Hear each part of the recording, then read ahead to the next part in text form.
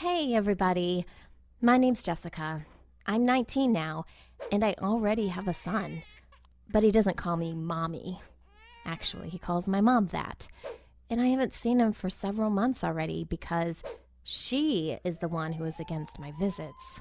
I got pregnant when I was 17. Of course, neither I nor my boyfriend Jacob were happy when we heard this news. Since I was underage, I had no other option but to tell my mom about everything. Even though she freaked out and yelled at me at first, she still took me to the doctor for a consultation.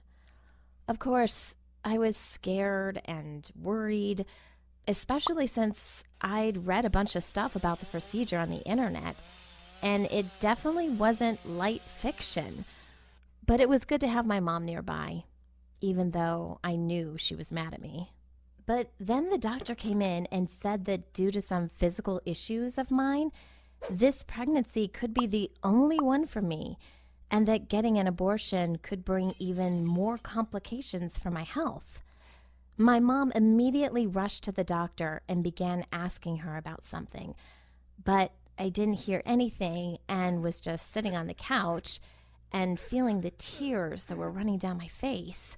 Jacob's reaction to that news was, well, my mom predicted it with 100% accuracy. He simply began saying that he was very busy whenever I called him on his cell phone. And then eventually he said that he had to leave town because of his job and disappeared from my life. You can be sure that I was inconsolable in my sobbing. And Mom never tried to make it easier for me. She just kept saying that I deserved it for my recklessness. Jacob reappeared in my life the same day that Cody was born. He brought flowers and a huge pack of diapers and said that he was sorry that it took him months to understand that the time for him to grow up had come. I don't know. I felt so calm and safe near him, and I got that image in my head that everything was going to be great for all of us. But with all those new responsibilities with the baby, the sleepless nights, and everything, I became really exhausted. And that made Jacob act irritated constantly. Long story short, one day he just packed his belongings and left.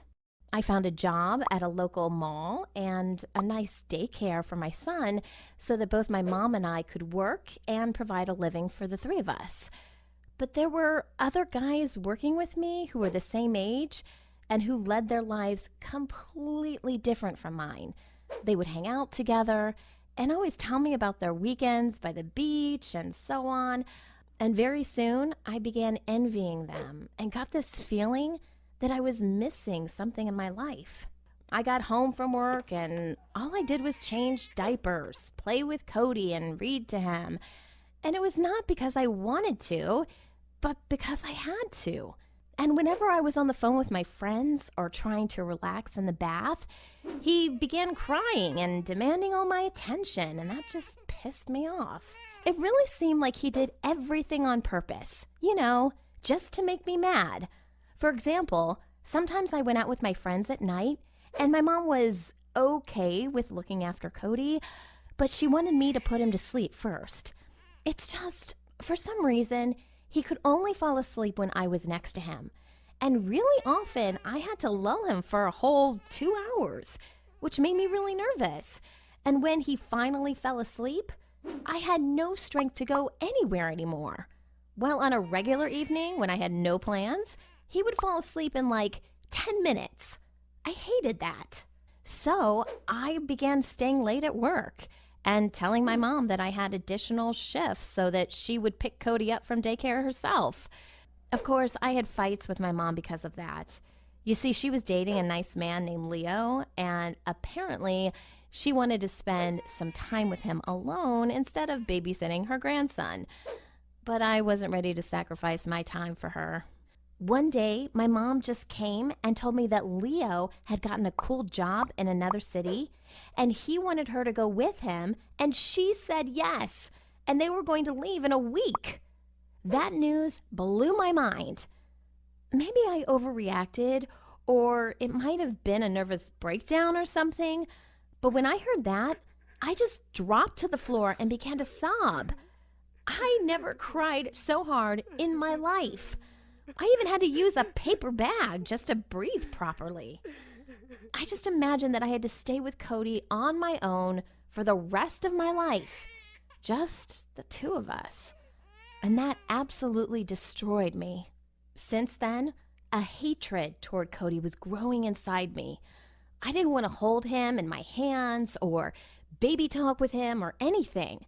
I had no intentions of kissing him or hugging him because I couldn't get rid of the thought that if I didn't have him, I'd be happy with a nice guy and wouldn't be alone.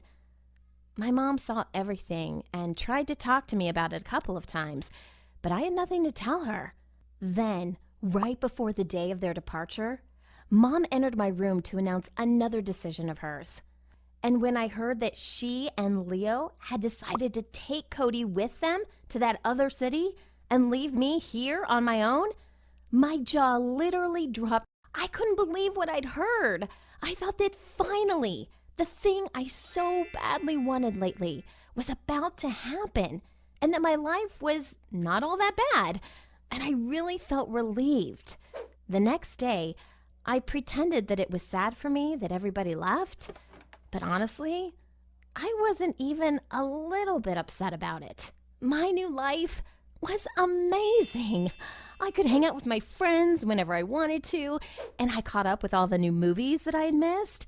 And the best part was that I finally could sleep through the whole night. Although, I must admit, there were a couple of nights when I woke up on alert because it seemed that I heard a baby crying, but it was just a dream. My mom and I called each other on Skype, and while we were talking, I felt that I missed her and Cody, but still, I like my new life much more. And then I met David.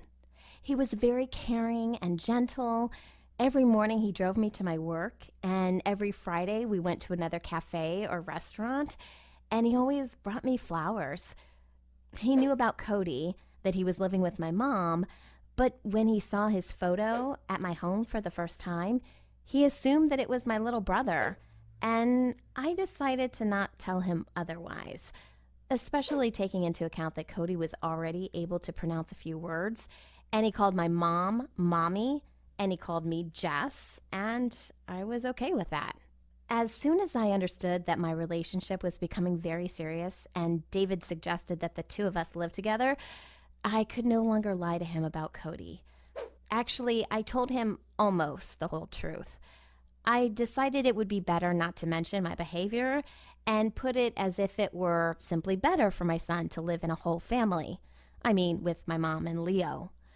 I was extremely afraid of how David would react, but to my surprise, he did something that made me fall in love with him even more. He said that since from now on we were going to live together anyway, he'd be happy if Cody lived with us.